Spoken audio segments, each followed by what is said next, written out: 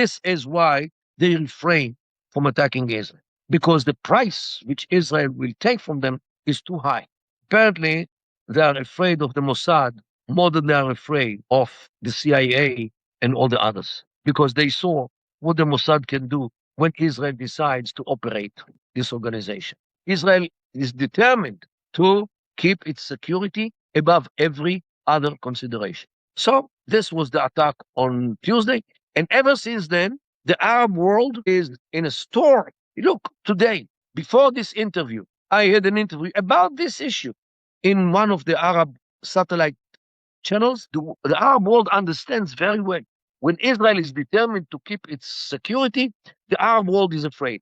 Therefore, there are Arab interventions already in the elections here in Israel in order to convince the Israelis to vote for the left, for the Labour Party, for the Democrats as they call themselves today, or to others, Isaac or to others, because they do not want the right wing to be in the power in Israel, because the right wing defeated Hamas, not totally. We didn't get rid of them yet. It's very hard. We hit Hezbollah to a degree that they begged for a ceasefire in December 2024, which enabled Jolani to take Syria over.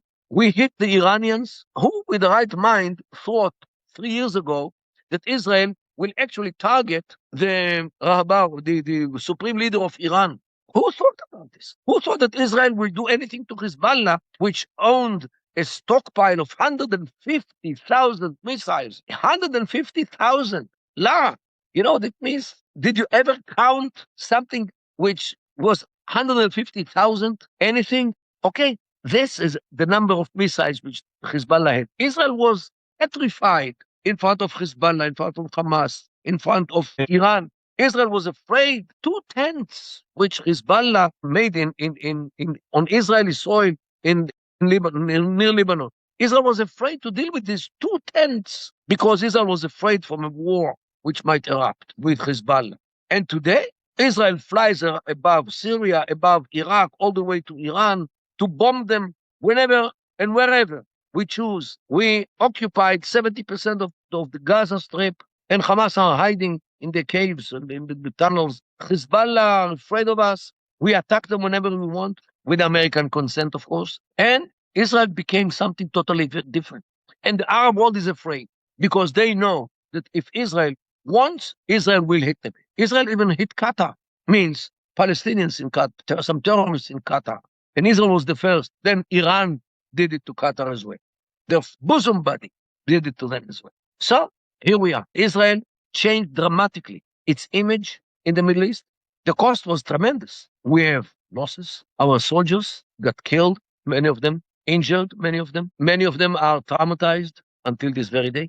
Yes, the price is tremendous, but losing life of the state would be way much worse as they planned to do to us. So here we are. We are on watch everywhere. If the Turks thought they are immune because they are a member in NATO and because they have a big army and because Israel hinted to Erdogan that Israel can target Turkey as well. If we reach 7 kilometers from the Turkish border, we can cross these 7 kilometers and more as well. And Turkey is closer than Iran, just to remind everybody. So this is actually what happened. And I'm almost sure that Erdogan will do something against it, and we'll have to see where things go. After all, we do have embassies in both. Israel has an embassy in Turkey, and Turkey has an embassy in Israel. The two countries didn't cut ties yet. The relations are cold for a long time already because El Al doesn't fly anymore to Turkey, and Turkish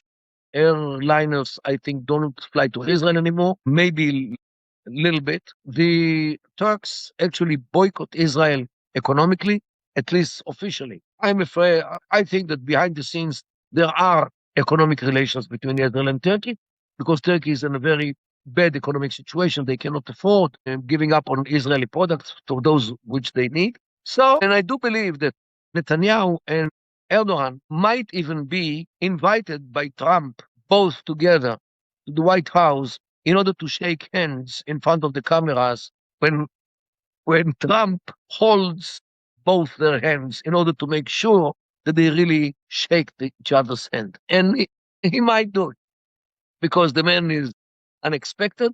And when he hears the two friends of his are fist fighting with each other, apparently he will be willing to interfere. Maybe. I don't know. I'm very small expert about Trump. So this is, I think, what I had to say and had to be said about the situation of today. Iran remained a problem. Nobody really knows what will be. Every evening when I go to sleep, to tell you a secret, in many nights I go with my clothes on me to sleep, not with shoes, but with clothes, in case we have the siren on and we have to run to the shelter because I have to go 5 floors down to the shelter. We don't have it home, a safe room. So this is just to tell you a secret. Don't tell anyone. So here we are. As long as the war in Iran is not finished, everybody should be at least in some level of alert. Thank you so much. It's so insightful to hear this, and I think one of the questions that it leaves me with is the why now. If Turkey has been pining for a neo-Ottoman Renaissance, why now? And I think that some of the interesting timing that we're observing is that Turkey has formed this Mecca Joint Defense Agreement with Pakistan and Saudi Arabia, that if one of them is attacked, then they will all come to each other's defense. And at the same time, there's this conversation resurfacing about Syria and its nuclear capabilities, and that there is still nuclear material. And Syria saying that it should be able to develop nuclear weapons for civilian purposes, naturally. So all of these things are happening at the same time that we're having this conversation. How does that impact it? Does Turkey see a void, or why now? You're right. What happens, let's say, in the recent few weeks, 3 weeks, 4 weeks, the impression here in the Middle East is the war between the United States and Iran actually entered some kind of impasse. It goes nowhere, like a dead end. Nobody really knows, nobody really sees where this war goes, what will be the outcome of this war. Nobody really sees any solution because every side is sticking to its positions. And something which nobody can stop is the calendar. We all approach the midterm elections in the United States. Everybody here, the Emirates and the Saudis and the Turks and many others, are afraid, Pakistanis as well, are afraid that at one point, close to the elections, Trump will raise hands and say, okay, I tried. I cannot go to elections when all my troops are in the Middle East. I will lose it. And for a while, I withdraw for the Middle East and we'll see after the election what I'm doing. This is apparently what might happen if the status quo as it is today will continue towards the elections. Everybody in the Middle East is afraid of it because Iran or the Iranian regime will remain in power, injured, humiliated, and it will treat everybody in the Middle East, especially the Sunni countries, Pakistan, Turkey, Saudi Arabia, Egypt, and others. It will take revenge from anyone who did not side with Iran. And nobody sides with Iran today. Means they will all suffer from Iran with no ability to stop Iran from hitting them. They don't have this ability today. They will not have it tomorrow because the Iranians couldn't care less about their own casualties and they care less about other people's or other nations or other states' casualties. They don't care about the Saudis, don't care about the Emiratis. Even the Qataris, their bosom buddies, they don't care about them, let alone the Jordanians and Israelis. And you know what? The Turkish as well, they are Sunnah. So everybody is afraid of Iran, which might have the license after the Americans withdraw from this area to ignite the whole area as some kind of revenge. And this is what pushed Saudi Arabia, Pakistan, and Turkey, because all of them are almost bordering. Pakistan borders with Iran, Turkey borders with Iran, and they are afraid of refugees, which might run away from Iran if the regime cracks on the minorities, especially those who do not support the regime. And Saudi Arabia is behind the Gulf, close enough. Kuwait is shaking and shivering because Kuwait has a border with Iran, and Kuwait could be occupied by ground forces. Saudi Arabia needs people from the air.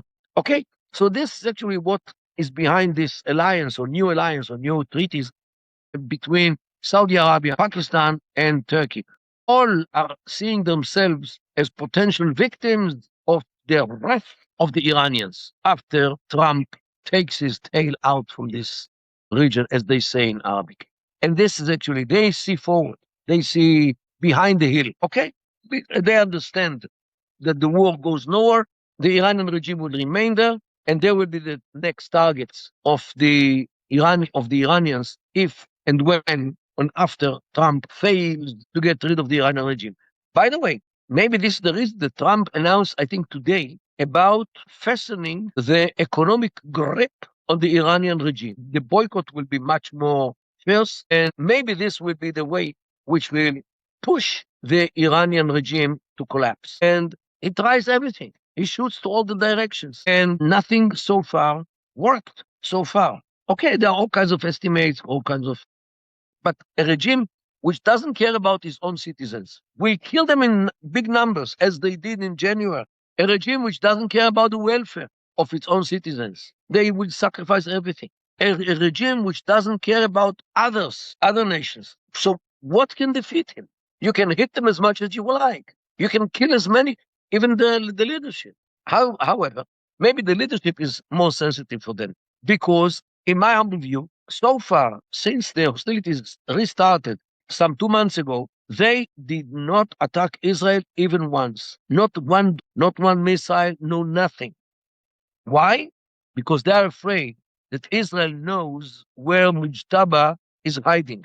And in the first hit, Israel will send him to his father. And this is why, so far, they refrain from attacking Israel. Because the price which Israel will take from them is too high. Apparently, they are afraid of the Mossad more than they are afraid of the CIA and all the others. Because they saw what the Mossad can do when Israel decides to operate this organization.